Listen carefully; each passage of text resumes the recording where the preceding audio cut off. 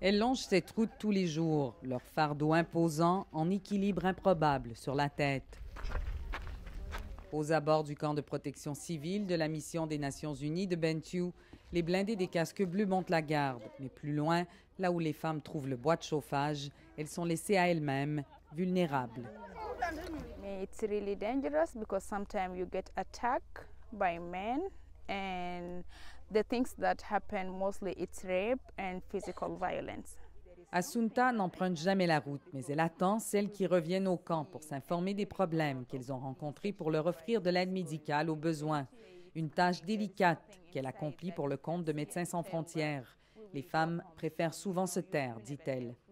I think the reason they don't speak out about that is a feeling of shame. Traditionally, they think it's really shame. And I think because they don't know it's good to seek medical care.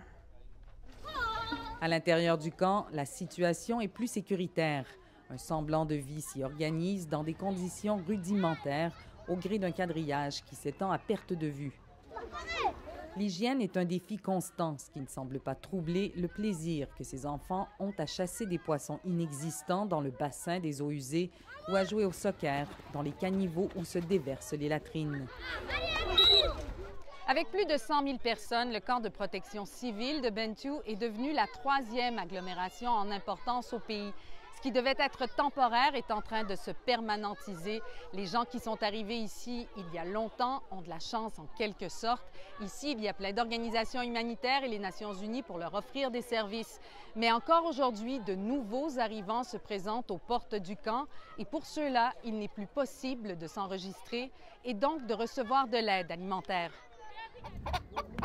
Les lieux de culte, comme cette modeste église, se transforment en dortoirs entre les services pour accommoder les nouveaux arrivants à qui on n'offre plus de toit. Gismoa est une jeune mariée de 16 ans qui est arrivée ici il y a quelques mois, chassée, dit-elle, par une ethnie rivale.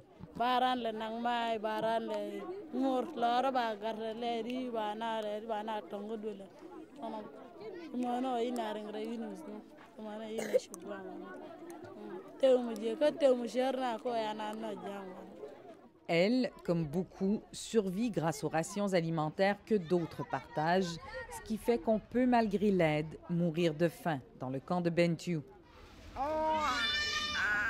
L'hôpital de Médecins sans frontières a 2 ailes consacrées au soutien nutritionnel pour les jeunes enfants. Nyalangjal a perdu ses 3 premiers enfants. Aujourd'hui, sa fille commence enfin à répondre au traitement et elle se permet d'espérer qu'elle va survivre. La malnutrition est loin d'être le seul fléau que combat Médecins sans frontières à Bentiu. Blessures de guerre, choléra et de bien tristes accidents, comme ici.